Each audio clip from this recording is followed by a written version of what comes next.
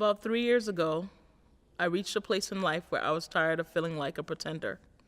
They did not see the alien, the freakazoid, who felt like a nothing, a zero.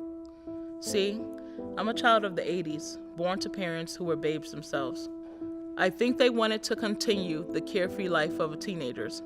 To do that, my parents needed a babysitter. My uncle agreed to do the job. He began to molest me about the age of 3 or 4. The first time, he told me he would kill my brother if I told my mother. By the time I was 4 and a half, I was hospitalized with gonorrhea. The rapes by my uncle continued until the age of 10, when it escalated and he began to have a couple of his friends do the same. I was removed from my home, sent to 2 hospitals and a children's shelter, and eventually I was allowed to go back home. I suffered in silence and I began to act out. I never told. I learned the art of silence. I joined a gang and I sold drugs. I did drugs and I became promiscuous. I was in pain, and staying high helped to ease that. But at age 20, I became a Christian, and my self-destructive cycle came to an end.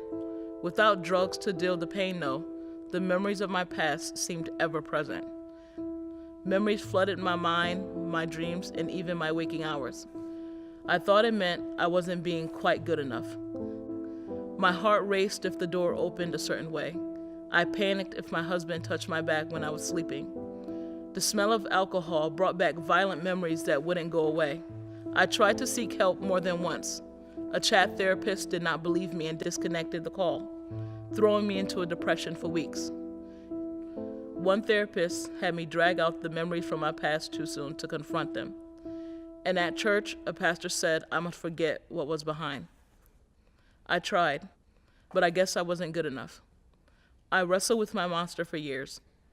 Attempting to seek help one more time, I located a WJCS adult sexual abuse survivor group in an online search.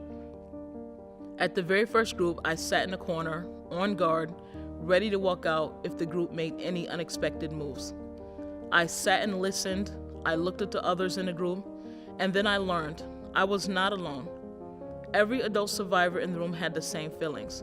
We all felt alone on a planet of 7 billion people, afraid that others will find out the secret. Through the psychoeducational component of the group, I learned that our responses are normal responses to trauma.